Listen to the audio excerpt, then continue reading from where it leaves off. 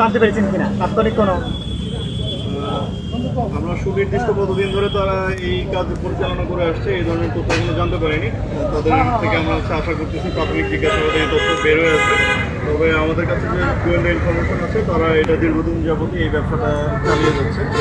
Finally আজকে আমরা তাদেরকে ধরতে পারবো। দর্শক যেমনটাই বলছিলেন র্যাবের কর্মকর্তা তারা বলছিলেন 50 কেজি গাঁজা এবং ফেন্সিডিল উদ্ধার করা হয়েছে এবং দুজনকে তারা আটক করেছে। মূলত ফেন্সিডিল আপনারা দেখতে পাচ্ছেন, ফেন্সিডিল এমনভাবে প্যাকেটিং করেছে আসলে বোঝার উপায় নেই। তারপরেও কিন্তু বিশেষ গোয়েন্দা তৎপরতা গোপন ভিত্তিতে না, তা তো অবশ্যই আমাদের তো মূল লক্ষ্যই হচ্ছে যে আমাদের চট্টগ্রাম মহানগরীকে মাদক মুক্ত করা। তো সেই প্রেক্ষিতেই আমরা হচ্ছে যে ওনাদেরকে জিজ্ঞাসাবাদ কার্যক্রম করব।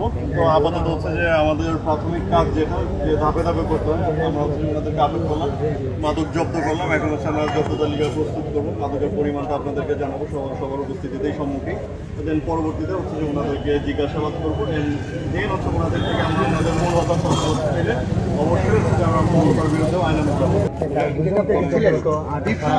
দুজন তারা ফেনী থেকে এই গাঁজা এবং ফেন্সিডেল নিয়ে আসতো এসে তারা কিন্তু এখানে